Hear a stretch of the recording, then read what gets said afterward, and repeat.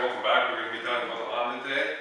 Okay, so now that we have our fuel,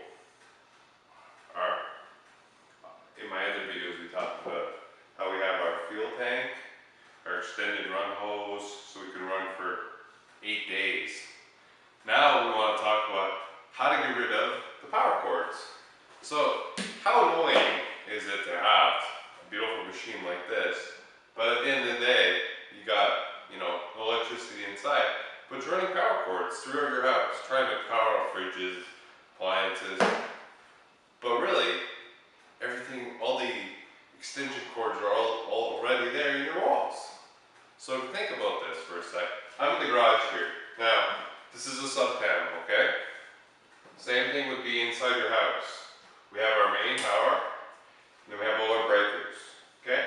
So, now, the very important step here, if you're not comfortable, do not do this. I'm not telling anyone to do this, you're doing it on your own will. So, what I do is I backfeed my house. Because in Ontario, some days we're without power for 4 days. Now, what we'll do is this is a sub panel. So, imagine this as a main, but really what I do here is I keep the generator in the garage running so someone doesn't steal it, first off. So, if this was your house and you didn't have a sub panel, this would be your main box. So what we do is we leave our main on for our sub panel, which then feeds our panel on the inside of the house, but we shut the main breaker off.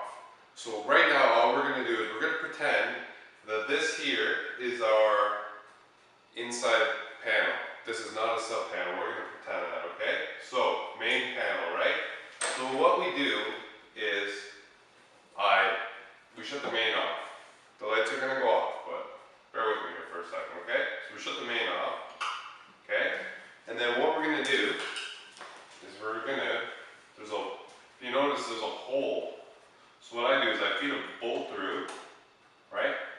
And then what we do, so your wife or your older kids, they can't turn the power back on. Because if the power gets turned back on while the generator's running, what happens is it'll fry the generator. You can't emphasize that enough. It'll fry the generator. So also, if you don't shut the power off and the generator's running, you're backfeeding the grid. So there'll be workers outside trying to fix the power lines when they think they're dead, but they're actually live. So don't be an idiot. Shut the breaker off and make sure you can lock it somehow. Somebody else can't turn it on. Okay? So shut the breaker off. Now, when we installed the garage,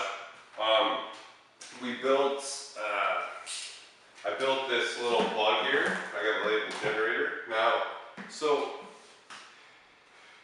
on a panel, you have every other spot is live. So this one is grouped to this one, and this one is grouped to this one.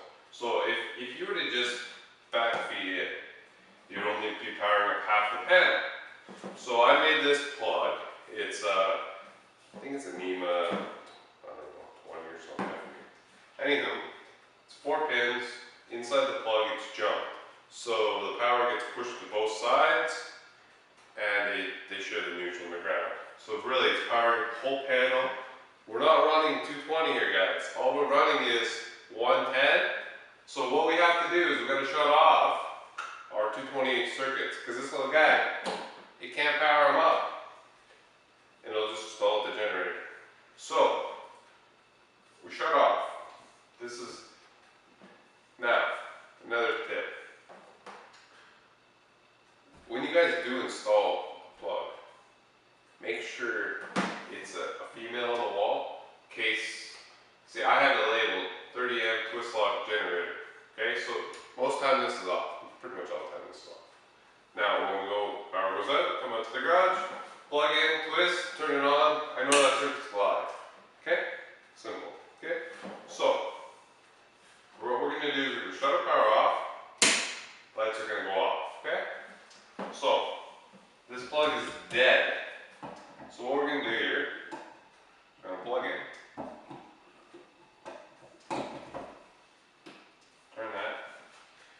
since the breaker's off, if the breaker wasn't off, this end, let's say the power came back on, this end is live. Okay, so what we gotta do, remember I talked about lockout? This is very important. You gotta have safety first, minded. So put something in there so that people know, hey, it's stupid not to turn that one back on. Okay, so plug that in, twist a nice lock. Okay, so I'm not going to show you the extended run cap because we're not running for extended periods of time right now. So plug in, life's good. Okay, power's out. So we're going to run in here. We'll turn it on. This is my 4A build. So I'll show you that later in another episode. But we'll start it out. So running, got the power. Okay, this is our dedicated plug for our generator. So we'll pop that breaker on. We got lights. Imagine not putting the whole out. That way we're not running extension cords. And it's crazy. Last year we had power outage. It was Christmas. We had friends over. A lot of it. We're idling away on equal mode. We're saving fuel. Lights are on. Life is great. Okay? So we'll shut this off. And we're going to do the exact opposite. We're going to unplug. Because if we don't unplug before we flick this breaker back, we'll fry the generator. Because it's not made to accept electricity, it's only able to give. So, we're going to shut our plug off. This is our generator plug. Shut it off. So this is live, so someone can't stick something in here and get fried. Okay, so that's off. We'll pull our safety out. We'll flick this back. And bingo, we're back. Okay, so make sure you unplug this because you start the generator up. This end is live. Give that a pull out. Okay, put this up there for next time. Okay, so the greatest thing ever. Last year we were having a Christmas party and power went out and everybody else, it was like total blackout. It was ice storm, it was nasty. We had friends over with that little babies and went outside. We brought this in the garage, plugged in, clicked the lights, started her up. Everything ran great. We had heat, hydro. Our friends were bottle feeding their babies at the time. They were able to still warm up their bottles. I can't emphasize how great the generator is and to be prepared. Now, it was great because it was Christmas time. We had the Christmas lights going outside. Everybody was wondering, how does this guy have power? Because you know why, guys? Because we outsmarted the system. We were safe. We put the bolt in so that we're not backfeeding the grid.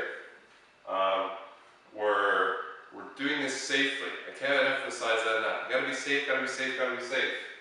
You gotta use your head. We're working with 220. There's a potential there to get killed. So be safe, be safe, be safe. Don't be stupid. So yes, this is how I backfeed my house. So I don't have to run extension cords. Because if you think about it, the extension cords are already there in the wall. So don't trip, just use your head. Thanks guys.